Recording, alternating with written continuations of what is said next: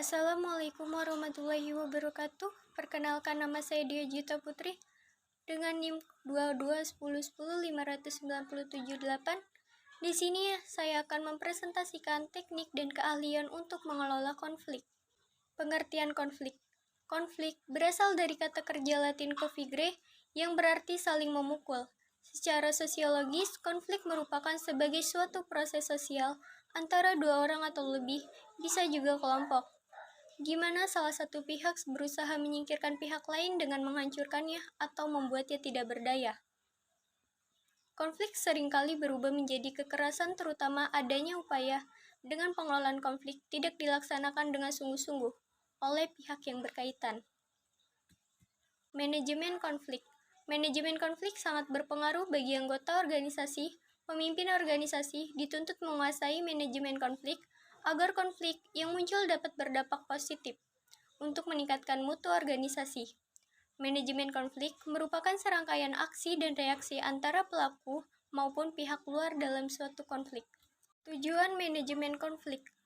Yang pertama, ada mencegah gangguan kepada anggota organisasi untuk memfokuskan diri pada visi misi dan tujuan organisasi.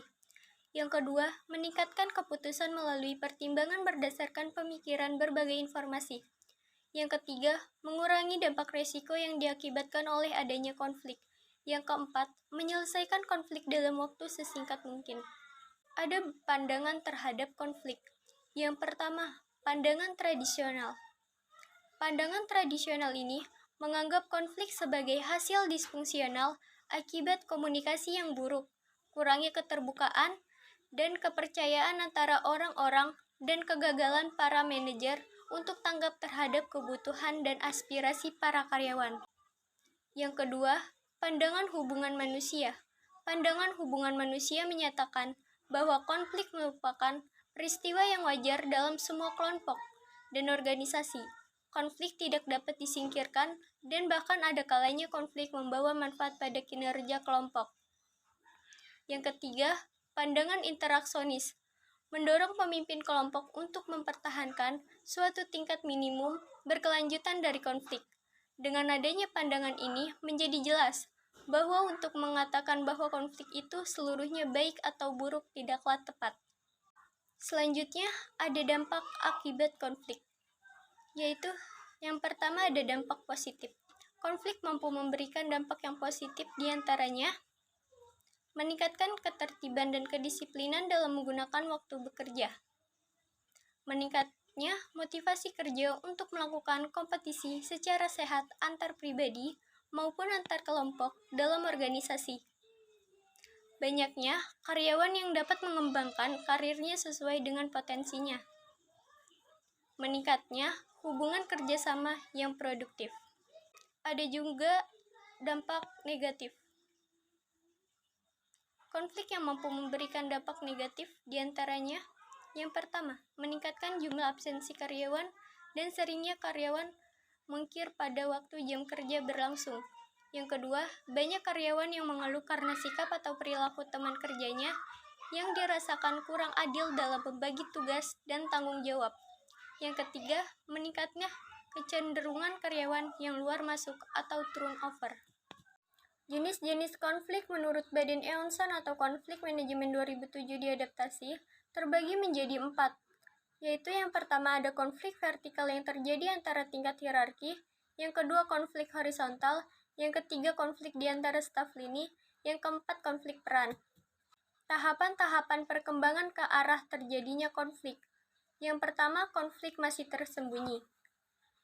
Ialah berbagai macam kondisi emosional yang dirasakan sebagai hal yang biasa dan tidak dipersoalkan sebagai hal yang mengganggu dirinya.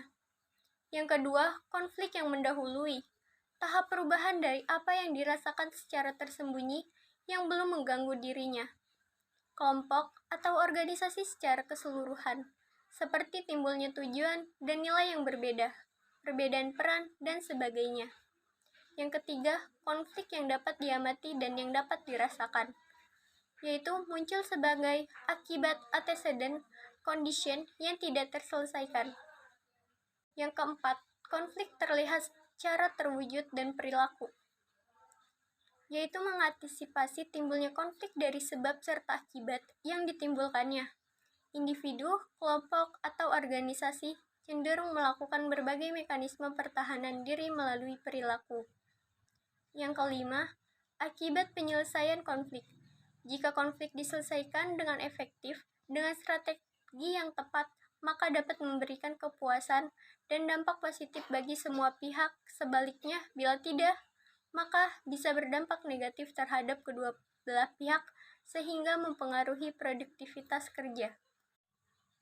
Ada beberapa pendekatan dalam resolusi konflik, yaitu tergantung pada konflik itu sendiri, karakteristik orang yang terlibat di dalamnya, keahlian individu yang terlibat di dalamnya, ketersediaan waktu dan tenaga, pentingnya isu yang menimbulkan konflik. Ada pengelolaan konflik. Yang pertama, disiplin. Mempertahankan disiplin manajer, pegawai harus mengetahui dan memahami peraturan-peraturan yang ada dalam organisasi perusahaan. Yang kedua, pertimbangan pengalaman dalam tahapan kehidupan. Pegawai junior yang berprestasi dapat dipromosikan untuk mengikuti pendidikan ke jenjang yang lebih tinggi. Sedangkan bagi pegawai senior yang berprestasi dapat dipromosikan untuk menduduki jabatan yang lebih tinggi. Konflik dapat dikelola dengan mendukung pegawai untuk mencapai tujuan. 3. Komunikasi. Suatu komunikasi yang baik akan menciptakan lingkungan yang terapeutik dan kondusif.